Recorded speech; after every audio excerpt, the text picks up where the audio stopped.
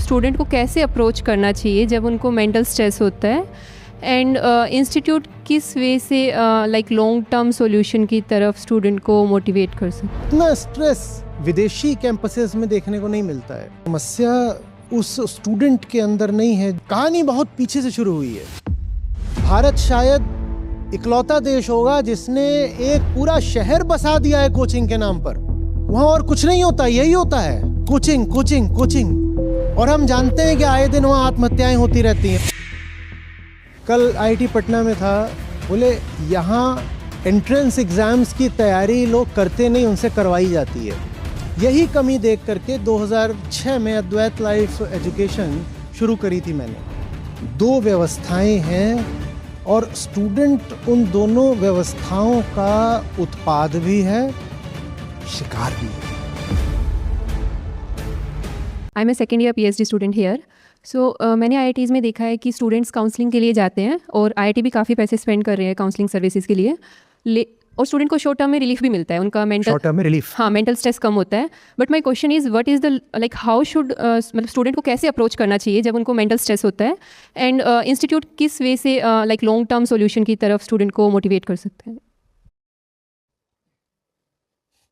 देखिए, सबसे पहले तो जो पूरा सवाल है ना, बैठिए, उसमें स्टूडेंट शब्द आया 3 बार 4 बार आया। स्टूडेंट है, स्टूडेंट को काउंसलिंग की ज़रूरत है, स्टूडेंट जाता है, ऐसा वैसा ही सब।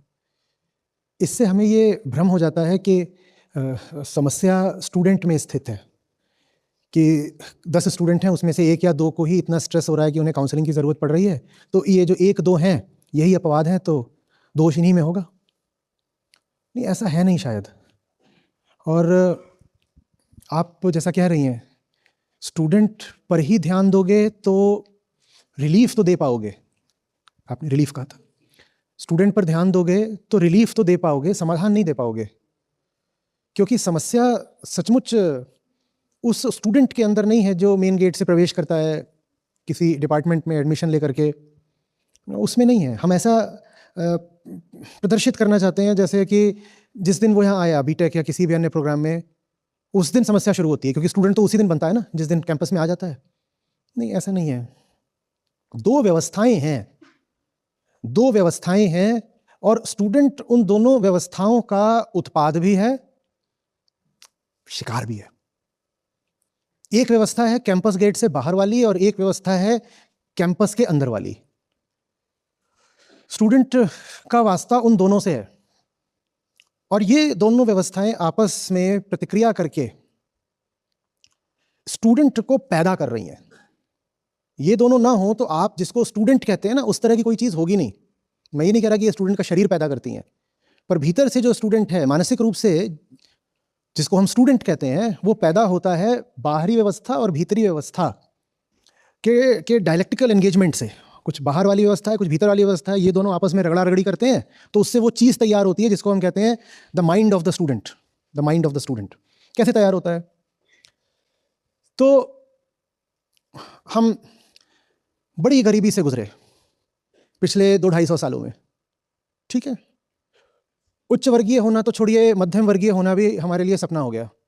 अब जाकर के भारत में एक बड़ी मिडिल क्लास खड़ी हुई है। नहीं तो मिडिल क्लास भी बड़ी छोटी हुआ करती थी आज से 30-40 साल पहले। तो कुल मिलाकर के जिंदगी में यही बहुत बड़ी बात हो गई कि किसी तरह से खाना पीना रोटी कपड़ा चलता रहे। ये भी हम कैंपस के अंदर की बात नहीं कर रहे हैं, हम कैंपस के बाहर की बात कर रहे हैं। गरीब है देश, बहुत गरीब है देश, और उसमें स्वतंत्रता के ठीक बाद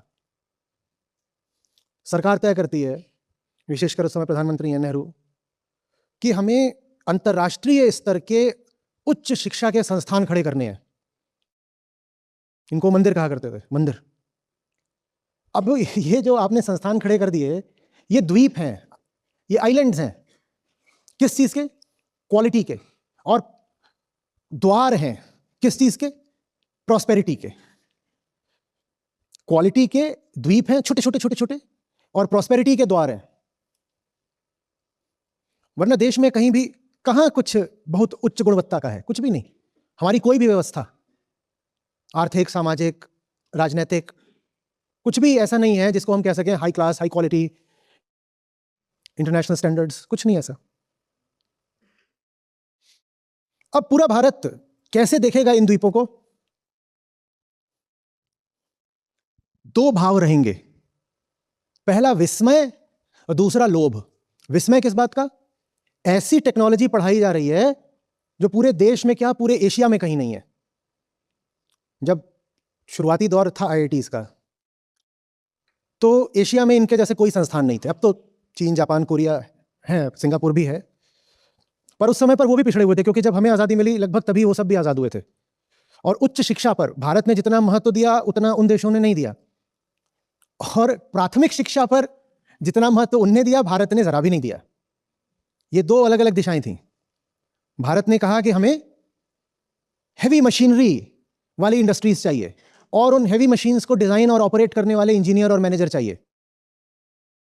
तो भारत ने जो इनिशियल इंडस्ट्री लगाई वो हैवी मशीन्स की थी। बड़े बड़े बांध बनाए, बड़ी पीएसयूज बनाई, और उन पीएसयूज को क्वालिफाइड पर्सनल मिल सकें इसके लिए आईआईटी बनाया, आईएससी बनाया, आईआईएम बनाया, और भी कई संस्थान हैं जो उसी समय लगभग बनाए गए। वो विजन था। विजन तो ठीक है, प्राथमिक शिक्षा पर जोर दिया नहीं गया। देश 99.9% बदहाल का बदहाल रहा। देखिए, आप आज के स्टूडेंट की बात कर रहे हो, कहानी कितनी पीछे से शुरू हो रही है, उतना पीछे नहीं जाएंगे तो आज की समस्या भी नहीं सुलझा पाएंगे। तो जो बाहर के लोग हैं वो जब एक आईआईटी की तरफ देख रहे हैं, और तब इतनी आईआईटी नहीं होती थी, आज 23 आईआईटीज हैं। शुरुआती दौर में पहले 2, फिर 4, फिर 5, बस इतना ही था। अभी 30 साल पहले तक भी इतना ही था, 4-5 आईआईटीज बस। वो देख रहे हैं तो एक तो विस्मय हो रहा है कि बाप रे बाप, ये हाई क्वालिटी, जहां कुछ भी हाई क्वालिटी नहीं है। रेलवे रिजर्वेशन तक नहीं होता जहां, वहां कंप्यूटर साइंस पढ़ाया जा रहा है उसी देश में। जहां पर एक ही काम कागज कलम घिस करके और कतार लगा करके होता है, वहां सिस्टम्स पढ़ाए जा रहे हैं। बाप रे बाप। तो ये तो विस्मय की बात हो गई। और विस्मय से ज्यादा बड़ा क्या था? लालच। क्योंकि एक्सीलेंस के आइलैंड्स थे और प्रॉस्पेरिटी की एंट्रेंस थे। अगर यहां घुस गया आपका लड़का, जानबूझ के लड़का बोल रहा हूं, लड़की नहीं भेजते थे, अगर यहां पर घुस गया आपका लड़का तो नौकरी नहीं पक्की है, बढ़िया वाली कंपनी में नौकरी लगेगी, और यह भी हो सकता है कि